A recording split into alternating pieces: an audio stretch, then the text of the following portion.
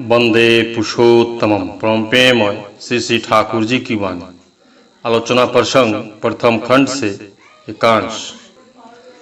आज भी प्रातःकाल श्री श्री ठाकुर के निकट ताशु में यथारीति आलोचना की बैठक बैठी। श्री श्री ठाकुर ने स्वयं चर्चा चलाई। मनुष्य को केवल देने से ही काम नहीं होता, उससे लेकर उसे दिलाने का अभ्यास कराना चाहिए।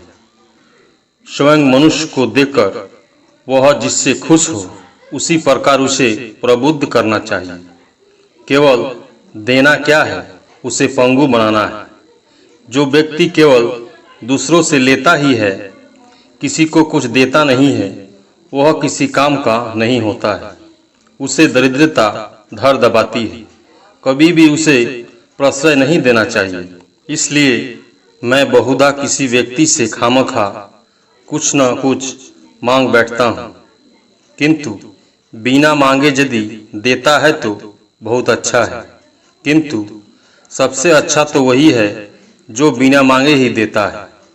मुझे तभी अच्छा लगता है जब देखता हूँ कि किसी की आपत्ति विपत्ति दुख कष्ट में बिना बुलाए कोई तहे दिल से स्वतः प्रवृत्त हो उसकी सहायता करता है, उसे आशा भरोसा देकर उद्दीप्त करता है।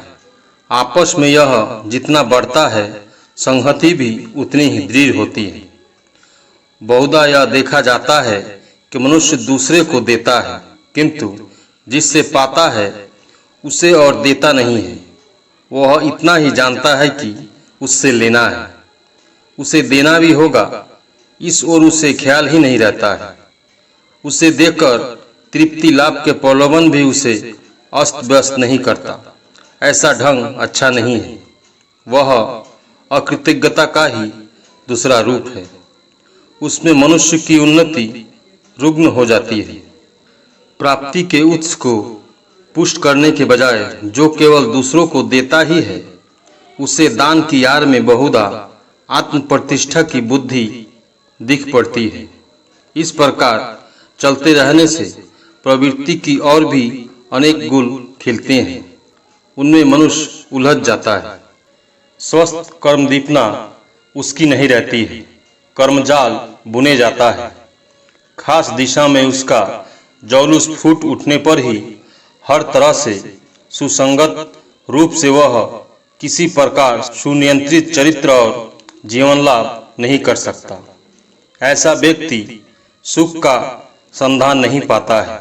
सार यह है, जहाँ यहाँ देखो कोई उपकारी का उपकार नहीं करता है, माँ बाप के लिए कुछ नहीं करता है, गुरुजन या गुरु के लिए कुछ नहीं करता है, पर दूसरे के लिए करता है, तो समझ लो वह वृत्ति की सेवा कर रहा है। उसकी ऐसी सेवा न उसके काम में आएगी और न दूसरे के लिए ही। अंत में उससे उसकी रक्षा नहीं होगी। शैल माँ को देखते ही श्री श्री ठाकुर ने आंखों से इशारा करके कुछ जिज्ञासा की। शैल माँ दोनों हाथ की 8 उंगलियों को दिखाकर द्रुत गति से चलती बनी। विमलदा, अच्छा मनुष्य दिनों दिन इतनी प्रवृत्तिमुखी क्यों हो रहा है? श्री श्री ठाकुर, यौन संबंध में त्रुटियां आने के फलस्वरूप ऐसी अवस्था हुई है। विवाह ठीक तरीके से होता है तो भी अगर स्त्री का स्वामी के प्रति अनुराग प्रज्ञा चेतन न हो, अर्थात चारों ओर अभिनिवेश न रहे, बच्चों के शारीरिक स्वास्थ्य अच्छे भी हो तो मानसिक स्वास्थ्य सचेत नहीं रहता है, अपेक्षाकृत मूढ़ होता है। मूढ़ होने पर उसका आचरण भी उसी ढंग का होता है। कहने का तात्पर्य यह है कि किसी न किसी रूप में कुछ असंगति रहेगी ही, क्योंकि यदि स्त्री हर तरह से स्वामी की सत्ता स्वार्थनी न हो, उसकी कुछ आकांक्षा इच्छा और प्रवृत्ति यदि उससे जुदा रहे तो उसका व्यक्तित्व संहत नहीं होता है। उससे अंतर का खंडित रूप ही संतान में रूपायित होता है। पर उसका मतलब यह नहीं है कि स्वामी का कुछ कर्तव्य नहीं है। उसे भी आदर्श प्राण बनना होगा, किंतु मेरी तो धारणा है कि प्रजनन के विषय में स्त्री का ही दायित्व अधिक है। जिस माँ के गर्भ से शिशु ने जन्म लिया है उसकी ही सारी करामात है। जेखाने शेखाने जाओ रे माकू चौरखी छारा नाय, अर्थात ये माकू ढड़की बानों का सूत फेंकने वाले जुलाहे का एक औजार। तुम चाहे जहां जाओ ढड़की से अलग नहीं हो। तो देखो माता की प्रवृत्ति प्रयाणता संतान में कैसे संचारित होती है। फिर भी हर माँ चाहती है कि उसका पुत्र सुखी हो, स्वस्थ हो, सुदीर्घजीवी हो, कर्मठ हो एवं अच्छा हो। किंतु जड़ काटकर फुनगी में पानी डालने से क्या होगा।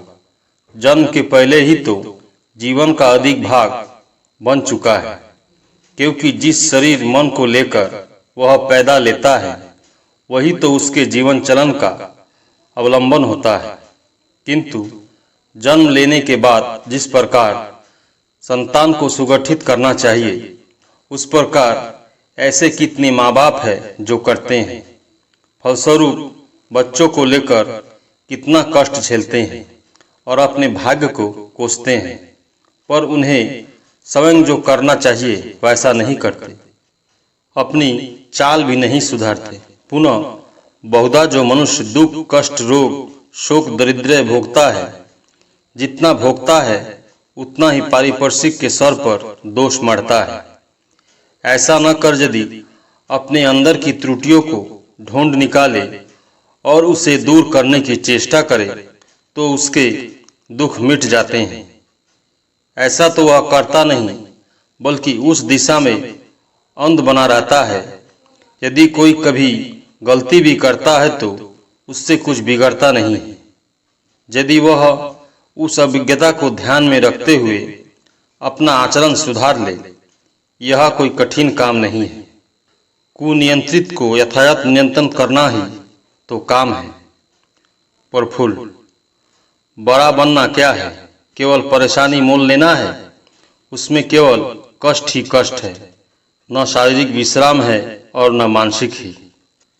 श्री श्री ठाकुर, उस परेशानी से मानसिक और शारीरिक विस्तार होता है, स्नायु की चेतना बढ़ती है, अवसन्नता का अवसर को अतिक्रम करता है, चैतन्य का प्रसार होता है एवं अधिगमन और आधिपत्य के पथ पर जिस प्रकार मनुष्य आगे बढ़ता है वही तो विश्राम है, वही तो आराम है।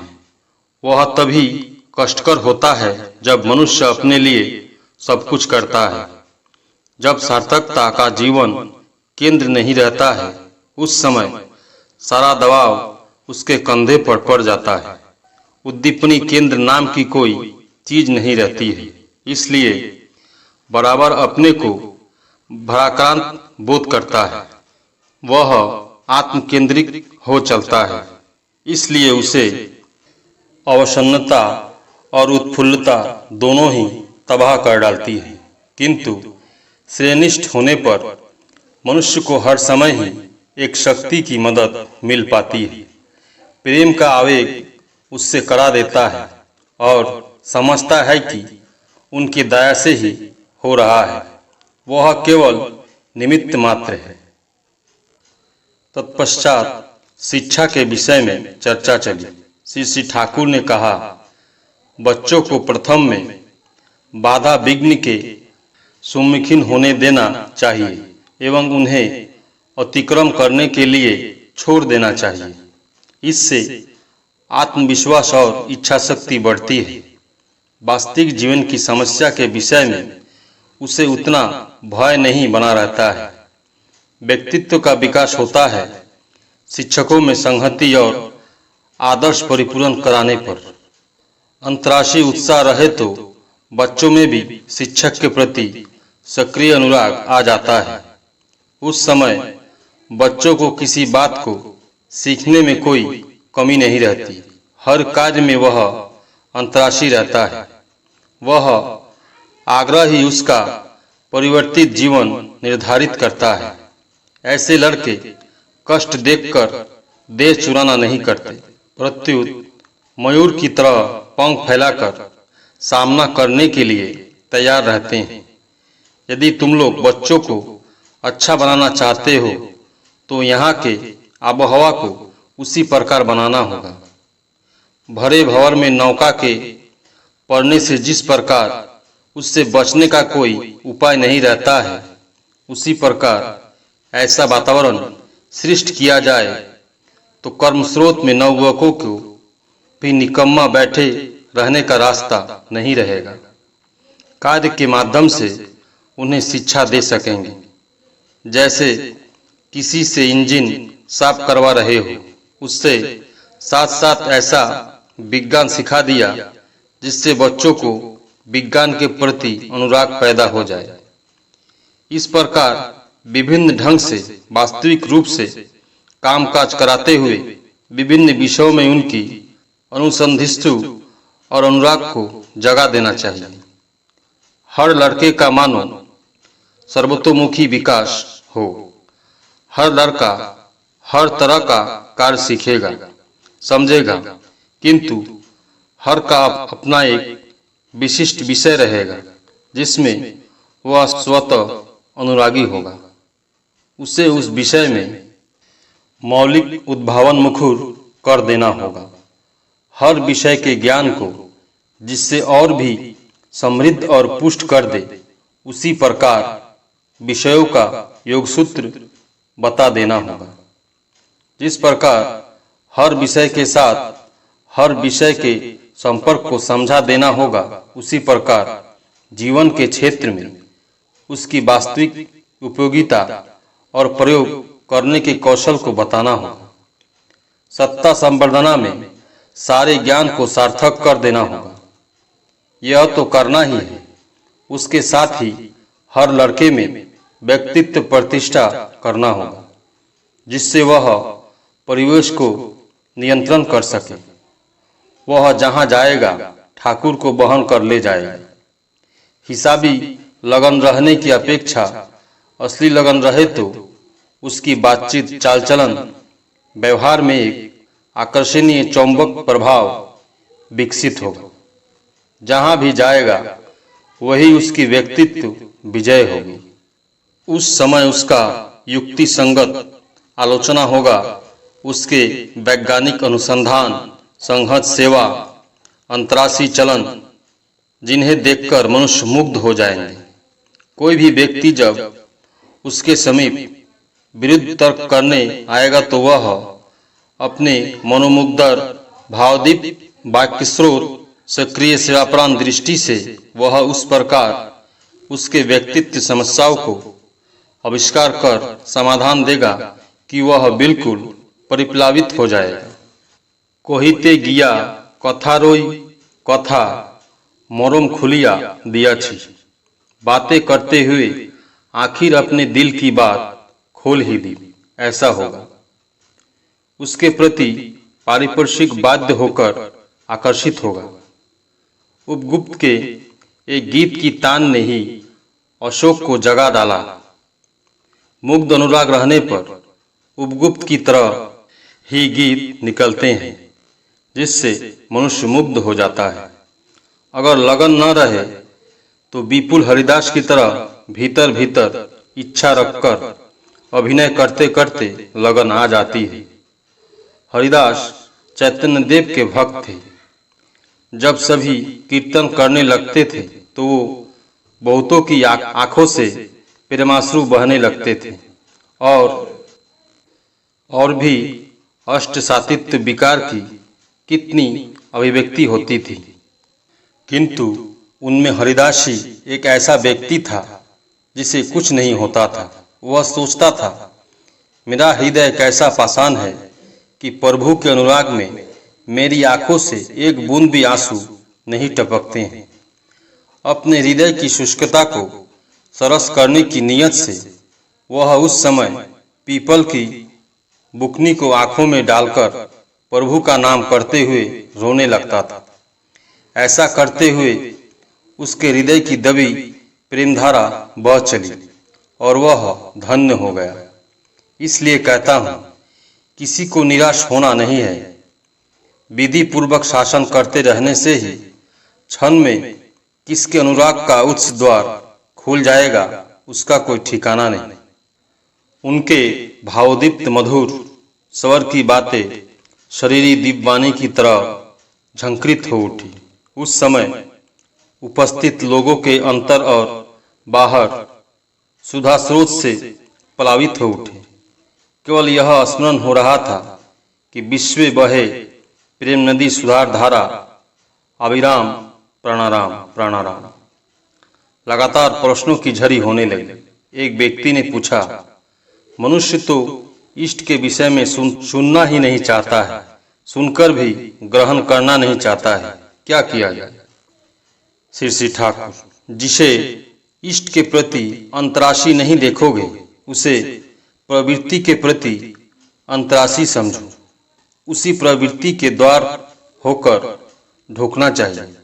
फिर भी यह बात सत्य है कि कोई भी यह नहीं चाहता है कि प्रवृत्ति उपयोग करने में उसकी सत्ता विपन्न हो। यदि सत्ता ही खत्म हो जाए तो आखिर उपभोग कौन करेगा?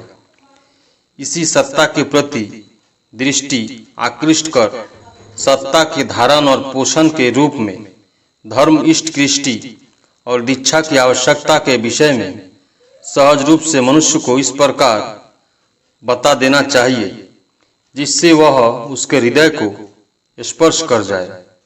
हर पग पर श्वास और प्रश्वास में यदि तुम इष्ट को लेकर चलो, यदि इष्ट ही तुम्हारे यथा सर्वस्व हो, तो किसी भी व्यक्ति को सहज रूप से इष्ट ग्रहण करने की आवश्यकता के विषय में क्षण भर में आसानी से समझा सकते हो। उसके लिए तुम्हें दर्शन शास्त्र झाड़ने की जरूरत नहीं होगी। अपने जीवन को इष्ट में अच्युत, सुकेंद्रित और सुविन्यस्त एवं स्वयं अध्ययन कर तुम जैसा बोध, विवेचना, अनुभूति और नियम कुशलता आयत्त करोगे, उसके बल पर तुम सारी दुनिया को समझ सकोगे, सुनियंत्रित कर सकोगे। तुम्हारा दर्शन अर्थात ज्ञान उस समय कितनों व्यक्तियों की दृष्टि खोल देगा, पर उसका अर्थ यह नहीं है कि पूर्ण होने पर ही याजन में उतरना है। इष्टमुखी होकर जजन, जाजन, इष्टवृत्ति तीनों ही चलाना है। इष्ट को अवलंबन कर हम जितना ही आत्मनियंत्रित की दिशा में नियंत्रित इष्ट को अवलंबन कर हम जितना ही आत्मनियंत्रण की दिशा में निरंतर सक्रिय होकर तत्पर होंगे, उतना ही हमारा जाजन फलप्रसू होगा। सूक्ष्म आत्मसमीक्षण के जरिए प्रत्येक को ठीक तरीके से परीक्षण कर सकेंगे। इसलिए आचरण आवश्यकता अनुसार वास्तविक में अभिज्ञता प्रसूत होगा। उसके साथ ही साथ इष्ट संवेग रहेगा, मनुष्य के प्रति सहानुभूति रहेगी, जो सब कुछ मिलकर मनुष्य को बोध संदीप्त कर देंगे। किंतु अनेक व्यक्ति ऐसे हैं जिनकी प्रकृति ही सत्य के प्रति उन्हें अनुरक्त नहीं होने देती, पर चाहे जो जैसा हो। इष्टविहीन व्यक्ति चाहे जितना ही नामी ग्रामी क्यों न हो, तुम इष्टनिष्ठ होकर कहीं उनसे ऊपर हो, इस बात को भूलना नहीं। इसलिए किसी के लिए चेष्टा करना मत छोड़ो, आशा रखो। अपनी पारगता के विषय में संदेह मत करो। वही परम करुणिक प्राण नदीपना के रूप में सभी के दिल में विद्यमान है। कौन जानता है कि किस क्षण किसकी अनुप्रेरणा से किसके द्वार किसके जीवन में क्या परिवर्तन आ सकता है। ब्रजेंदा। व्यक्तिगत रूप से बहुतों में इष्ट प्राणता देखी जाती है, फिर भी समग्र रूप से जितनी संहति आनी चाहिए उतनी क्यों नहीं आती है। श्री ठाकुर। इष्ट के प्रति अनुराग रहने के बावजूद प्रत्येक को प्रकृति संजात कुसंस्कार रहता है। उसमें वह विच्छिन्न सीमायित बना रहता है। जब तक वृत्ति भेदी लगन नहीं रहती है तब तक उसे घेरे की सीमा के बाहर इष्ट की इच्छा के अनुसार सभी को अपना बना नहीं सकता है। अपनी छोटी सी दुनिया में पड़ा रहता है, किंतु इष्ट के प्रति लगन रहने पर अपना वैशिष्ट को अक्षुण्ण रखकर प्रत्येक के वैशिष्ट की श्रद्धा करना सीखता है, प्रेम करना सीखता है, सभी के साथ संगति रखकर चलना सीखता है। इसके अलावा धातुगत प्रवृत्ति का भी पार्थक्य रहता है। हर व्यक्ति अपने धातुगत वृत्ति के लोगों को पसंद करता है, दूसरी तरह की प्रकृति के लोगों को वह उतना पसंद नहीं करता है। इन सभी कारणों से मोटा मोटी अच्छे लोगों में भी बहुधा संहति विकसित नहीं होती है। फिर भी उनमें एक पारस्परिक समझ रहती है। यह तो अच्छे लोगों के संबंध में बातें कर रहा हूँ।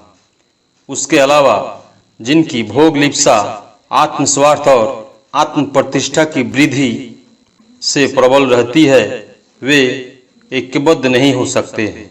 फिर भी वही सर्वपूरक इष्ट ही मिलन के केंद्र होते हैं।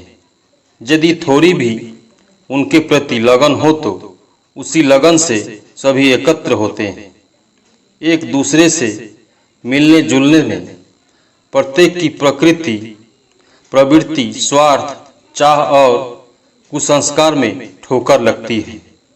मनुष्य व्यथा पाता है, किंतु मूल में एक के प्रति लगन रहने पर कोई किसी को दूर हटाना नहीं चाहता है, क्योंकि वह समझता है कि उनके दिल में चोट पहुँचे। इस प्रकार आती है बुद्धि, आता है विचार, आती है सहनशीलता और सहानुभूति। मनुष्य नियंत्रित होता है, उसका भ्रम दूर होता है। भूल त्रुटि एवं प्रकृति में विषमता और कुसंस्कार रहने के बावजूद एक दूसरे को अपना समझकर स्वीकार करने तथा उसे समझा बुझाकर बंधुत्व बनाए रखकर चलना सीखता है। मूल के प्रति लगन न रहने पर थोड़ा जोर से ठोकर लगते ही वह दूर छिटक जाता है। श्री ठाकुर ने बंकिमदास से कहा, जो पालन करने योग्य है उन कतिपय छंदों को पंचानन के द्वारा लिखवा लो। जो अभ्यास करना चाहते हैं उनकी दृष्टि के सामने रहने पर सुविधा होगी। परम प्रेममय श्री ठाकुर। सभी गुरु भाई एवं माँ को जय।